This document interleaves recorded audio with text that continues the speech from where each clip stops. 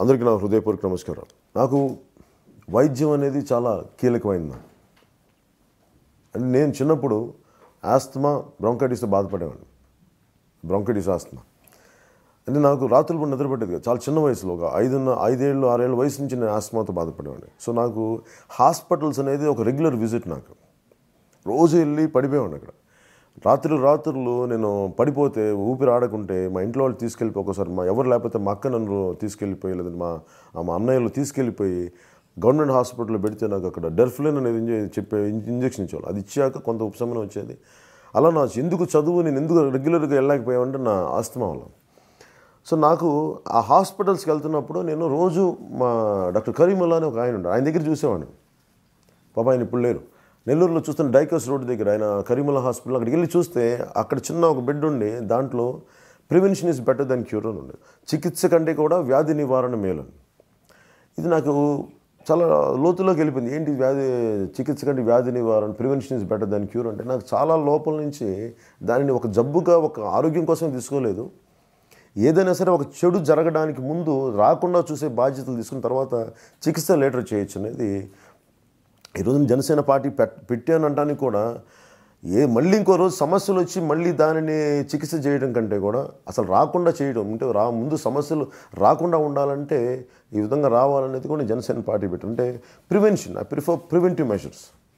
రాకుండా చేసే పరిస్థితులు, మనకున్న పరిస్థితులు ఎలా ఉన్నాయి. నేను చిన్నప్పటి నుంచి హాస్పిటల్స్ని వెళ్ళిన వాడిని, చూసిన వాడిని. ఒకసారి గవర్నమెంట్ హాస్పిటల్స్కి వెళ్తే అసలు అన్క్లీన్గా ఉండి వెళ్ళడానికి ఇబ్బంది లేని పరిస్థితులు.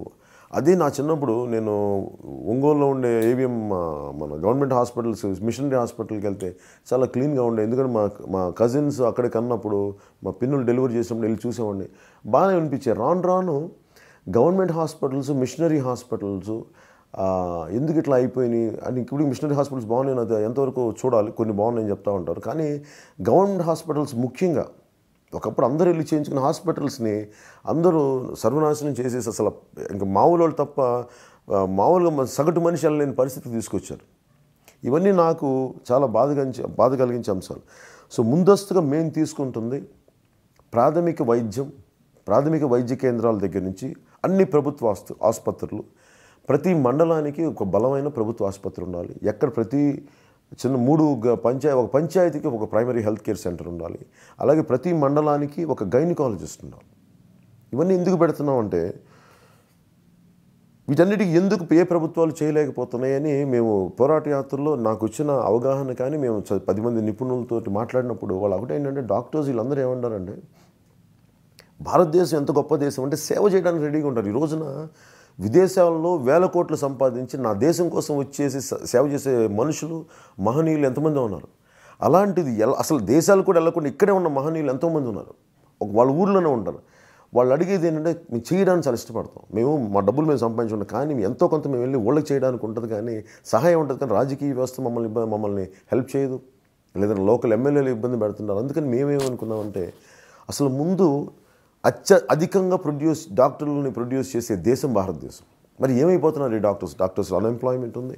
సో ఏం చేయదలుచుకున్నామంటే, డాక్టర్స్ సంబంధించి ఎంతమంది గ్రాడ్యుయేట్ అవుతున్నారు, ఎంతమంది ఉత్తీర్ణులు అవుతున్నారు, ఎంతమంది బయటకు వస్తున్నారు, వాళ్ళకి మీరు వెళ్ళి పల్లెటూరులో మీరు చెయ్యాలి అంటే అందరూ ముందు ఏదో కారణాలు చెప్తారు, వెళ్ళరు. నేను చెప్పేది బలవంతంగా ఎవరిని మేము వెళ్ళలేము. అలాంటి రూల్ అండ్ కండిషన్ పెడితే మనసు ఎదురు తిరుగుతుంది. అలా కాకుండా మేము యంగ్ డాక్టర్స్కి, ఎస్టాబ్లిష్ డాక్టర్స్కి, సేవ చేయాలనుకున్న డాక్టర్స్కి మేము ముందస్తుగా చేయబోయేది ఏంటంటే, మీ అందరికీ సమస్యలను వివరిస్తాం. మీరు ఏజెన్సీ ప్రాంతానికి వెళ్తే చాలా ఇబ్బందిగా, అసలు ఏడుపు వచ్చే పరిస్థితులు ఉంటాయి. పసిబిడ్డల్ని స్కిన్ డిసీజ్తో వచ్చేసి మొత్తం ఒళ్ళంతా చర్మంతా పొక్కులుగా ఉండి ఆ బిడ్డల్ని చూస్తుంటే గుండె తరుక్కుపోద్ది. మేమనేది జాలితో కూడా అందరూ చేయలేకపోవచ్చు, కానీ డ్యూటీ ప్రకారం చేయడానికి ముందు మీకు ఎంతో కొంత సౌకర్యం కల్పించాలి. అందుకని ప్రతి యంగ్ డాక్టర్కి, ఎస్టాబ్లిష్ సీనియర్ డాక్టర్స్కి అందరికీ కలిపి మేమేమనుకున్నామంటే, ప్రతి మండలంలో, ప్రతి నియోజకవర్గంలో వీళ్ళ కోసం గృహ సముదాయం నిర్మిస్తాం. ఎందుకంటే మీరు ఉట్నే రాలేరు, మీరు కుటుంబాలు ఉన్నాయి, మీరు కష్టపడి వచ్చారు. అలాగే గవర్నమెంట్ డాక్టర్స్ మీద ప్రభుత్వం కొన్ని కోట్లు ఖర్చు పెట్టింది. సో మీలో కూడా ఆ బాధ్యత ఉందని నేను గ్రహించాను. సో మేమేమనుకున్నాం, ప్రతి మండలంలో, ప్రతి నియోజకవర్గంలో ఒక డాక్టర్ల కోసం, గవర్నమెంట్ డాక్టర్స్ కోసం గృహ సముదాయం నిర్మిస్తాం. మీకోసం అక్కడ ఆడుకోవడానికి క్రీడా మైదానాలు, అలాగే మీ బిడ్డలు ఉండటానికి చదువుకోవడానికి సెంట్రల్ గవర్నమెంట్లో మంచి తరహాలో ఒక చక్కటి స్కూల్స్, అలాగే మీరు ఆట విడుపు కోసం మీ ఇంట్లో ఆట విడుపు కోసం మీకుండే ఒక కమ్యూనిటీ సెంటర్స్, ఇవన్నీ ఒక 10 ఎకరాల్లో ఉదాహరణకు ఒక 10 ఎకరాలు 15 ఎకరాలు మీకు ఒక సముదాయం నిర్మించి మీ బిడ్డలు కూడా జస్ట్ ఒక 1/2 కిలోమీటర్ దూరంలో ఉంటారు స్కూల్కి. సో మీరు సేవ చేయడానికి మీకు ఆ కాన్ఫిడెన్స్ మీకు ఎక్కువ అవకాశం ఉంటుంది. అలాగే మీ కష్టానికి తగ్గ సాలరీస్ కానీ ఇవన్నీ ఇచ్చే భాగంలో ముందు ఇవి మేము ఎస్టాబ్లిష్ చేసి ఆ తర్వాత మిమ్మల్ని రమ్మని చెప్తాం. ఒకవేళ ఆ టైంలో కూడా ఇంకా డాక్టర్లు ముందుకు రాలేకపోతే అప్పుడు మిమ్మల్ని ఎలా కన్విన్స్ చేయాలని మేము తర్వాత ఆలోచిస్తాం. అందుకని మేము కోరుకుంటుంది ఆరోగ్య ఆంధ్రప్రదేశ్ అంటే నాకు ఇది స్లోగన్ కాదు. నేను బ్రాంకైటిస్ ఆస్తమాతో సఫర్ అయిన వ్యక్తిని కాబట్టి, నేను కన్నీళ్లతోటి ఎంతోమంది బాధలను చూసిన వాడిని కాబట్టి, అందుకని నాకు ఆంధ్రప్రదేశ్ని ఎంత ఆరోగ్యవంతంగా చేయగలగాలో అది డాక్టర్ల సహాయం లేకుండా, డాక్టర్స్ సహకారం లేకుండా ఈరోజు ముందుకెళ్ళదు.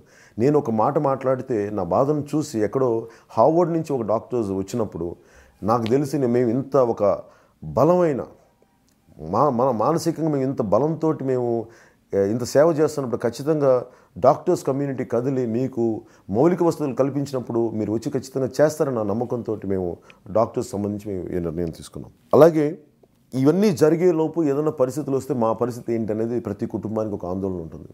ఒక సగటు మనిషి జాగ్రత్తగా జీవితాన్ని కాపాడుకుంటుంటే ఒక చిన్నపాటి రోడ్ యాక్సిడెంటో లేదంటే చిన్నపాటి జబ్బు లేదంటే డెంగ్యూ ఫీవర్ ఇంకోటో వస్తే ఆ జీవితం తాలూకు ఆర్థిక ప్లానింగ్, ఆర్థికమైన ఆలోచన అంటే మన ఎకనామిక్ ప్లానింగ్ అంటే ఒక 1000 రూపాయలు బడ్జెటింగ్ అతలాకుతలం అయిపోతుంది. అందుకని ఒక జబ్బు వస్తే మీరు ఇబ్బంది పడకూడదు. అందుకని ప్రతి కుటుంబానికి ఆదాయానికి సంబంధం లేకుండా మీరు ఏ కార్డు ఉంది, వైట్ కార్డు, పింక్ కార్డు ఇవన్నీ సంబంధం లేకుండా మీరు ఎవరైనా కావచ్చు, ఆంధ్రప్రదేశ్లో మీరు ఉంటే మీరు ఇక్కడ మీరు ఓటర్ కార్డు ఉన్న ప్రతి ఒక్కరికి ఆంధ్రప్రదేశ్ ప్రభుత్వం తరపున ఒక్కొక్క కుటుంబానికి 10 లక్షల మనకు ఆరోగ్య బీమా పథకాన్ని వర్తింపజేస్తాం. జిల్లా హాస్పిటల్స్ అన్నింటినీ సూపర్ స్పెషాలిటీ హాస్పిటల్స్గా మార్చేస్తాం.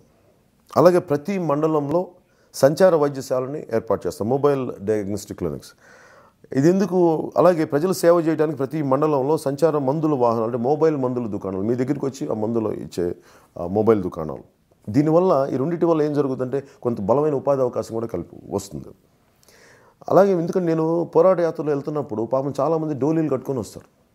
ఇవన్నీ లేకుండా మేము ఎట్లా చేస్తామంటే ప్రతి 5 గ్రామాలకి, ఇంకా చెప్పాలంటే 3 నుంచి 5 గ్రామాలకి, అంటే దీన్ని బట్టి ఒక పంచాయతీకి 2 అంబులెన్స్లన్నా ఉండాలి కనీసం. అంటే ఎక్కువ గ్రామాలు ఉంటే 2 అంబులెన్స్, లేదంటే కనీసం ఒక అంబులెన్స్ మీకు అందుబాటులో ఉండాలి. ఇది మీరు ఏజెన్సీ ప్రాంతమైనా సరే దాన్ని ఎలా తీసుకెళ్ళాలి, ప్రత్యేక సదుపాయాలు, ప్రత్యేక వాహనాలు ఉంటాయి. అవన్నీ కలిపి ప్రతి మండలానికి ఒక 2.5 ఏళ్లలో మొత్తం అన్ని గ్రామాలకి అన్నిటికీ మనకి ఈ అంబులెన్సెస్ ఉండే ఏర్పాటు చేయాలనేది మేము మేనిఫెస్టోలో ఒక బలమైన నిర్ణయం తీసుకున్నాం. అలాగే ప్రతి ప్రాథమిక వైద్య కేంద్రాలన్నింటిలో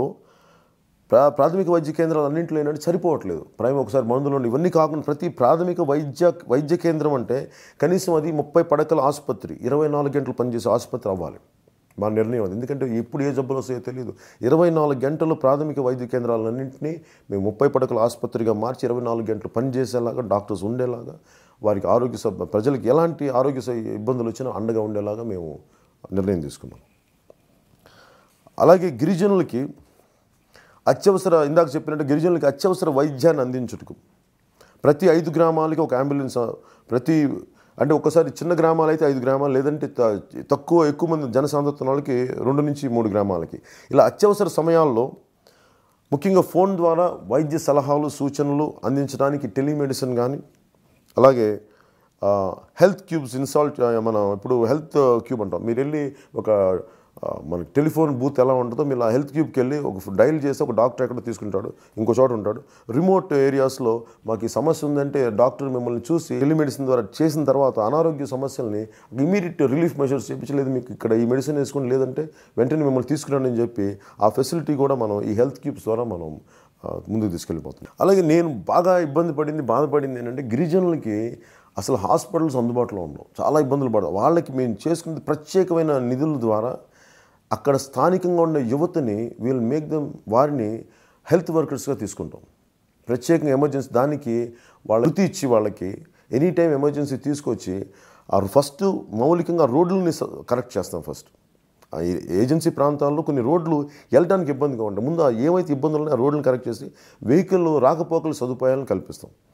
అలాగే స్థానికంగా ఉండే యువతకి మీరు ఇలాంటి ఎమర్జెన్సీ కేసులు తీసుకొస్తే వాళ్ళ కోసం కొంత వారి ఉపాధి కోసం కూడా కొన్ని బండ్లు లాంటివి పెట్టి వాళ్ళని ఇక్కడ తీసుకొచ్చేలాగా ప్రైమరీ హెల్త్ కేర్ సెంటర్స్కి తీసుకొచ్చేలాగా. అలాగే గ్రామీణ ప్రాంతాల్లో ఇందాక మేము చెప్పినట్టుగా వైద్యులందరికీ ఫస్ట్ మీ గృహ సముదాయాలు ప్రభుత్వం తరపు నుంచి నిర్మిస్తాం. అలాగే ఎవరన్నా గృహాలను ఇస్తానంటే వారికి చక్కటి అద్దెనిచ్చి ఆ గృహాలని డాక్టర్స్కి పిలిపిస్తాం. అలాగే పిల్లలు విద్యా సౌకర్యాలన్నింటినీ ఇందాక చెప్పినట్టుగా చాలా బలంగా చేసి పెడతాం. అలాగే ముఖ్యంగా హాస్పిటల్స్లో స్టాఫ్ని బాగా శాలరీస్ పెంచుతాం. ఎందుకంటే పాపం నేను నర్సెస్, క్లీనింగ్ స్టాఫ్ అందరూ చాలా ఇబ్బంది పడుతూ ఉంటారు. వాళ్ళు నేను అరకుకి వెళ్ళినప్పుడు వాళ్ళు మన పాడేరు దగ్గర డాక్టర్స్ పాపం నర్సులు చెప్తా ఉన్నారు, మాకు ఇంత చెత్త ఊడవాలి, ఏం చేయాలి, మమ్మల్ని ఎవరు సరిగ్గా చూడరు అంటే మీరు ఉన్నదానికి ఒక 10 నుంచి 15% జీతాలు పెంచి ఇంకా మీకు అవకాశాలు బాగా పెంచి, అంటే మీరు ఒక 10 రూపాయలు ఉంటే మీరు 20 రూపాయలు సంపాదించాలి అని కోరుకునే వాళ్ళం మేము. అందుకని ముఖ్యంగా మెడికల్ స్టాఫ్ ఎవరైతే నర్సెస్ ఉంటారో, వార్డ్ బాయ్స్ ఉంటారో, ఇంకా డాక్టర్స్ కాకుండా సెకండరీ లెవెల్ అసిస్టెంట్ స్టాఫ్ ఎవరుందో వాళ్ళందరికీ జీతభత్యాలు పెంచి వారి ఒక సొంత ఇంటి వాళ్ళని ఖచ్చితంగా చేసి పెడతాం. ఎందుకంటే మీకు ఆర్థిక భద్రత, మీకు అన్ని రకాల భద్రత ఇస్తే మీరు పేషెంట్స్ని బాగా చూసుకుంటారు నమ్మకం మాకుంది. అందుకని మీకు డాక్టర్స్ కాకుండా మిగతా స్టాఫ్ కూడా జీతభత్యాలన్నీ పెంచి మీకు ఏమైతే అసౌకర్యం ఉందో ఆ సౌకర్యాలు మేము తొలగిస్తాం. అలాగే వృద్ధులకు సంబంధించి ప్రత్యేకమైన వార్డ్స్ కేటాయిస్తాం. ఎందుకంటే వాళ్ళని జబ్బుతో పాటు ఆ వయసు వచ్చిన విధానం వాళ్ళకి ప్రత్యేక పరిస్థితులు కావాలి. అందుకని కొంచెం ఆహ్లాదకరమైన వాతావరణం ప్రత్యేకించి పెద్దలుండే వార్డ్స్లో చేస్తాం. అలాగే ప్రతి చోట, ప్రతి నియోజకవర్గంలో ఫస్ట్ మేము మండలం స్థాయి నుంచి స్టార్ట్ చేయాలనుకుంటున్నాం. ప్రతి మండలంలో పెద్దలకి, వయసు వచ్చిన పెద్దలకి, లేదంటే పిల్లలు చదువుకోవటానికి వెళ్ళిపోయి లేదా ఉద్యోగాలకు వెళ్ళి పక్కన మీరు స్థాయి వ్యక్తులైనా సరే వాళ్ళ కోసం పెద్దల ఆదరణ నిలయాలను మేము ఏర్పాటు చేస్తాం. పెద్దల ఆదరణ నిలయాలు. Thank you.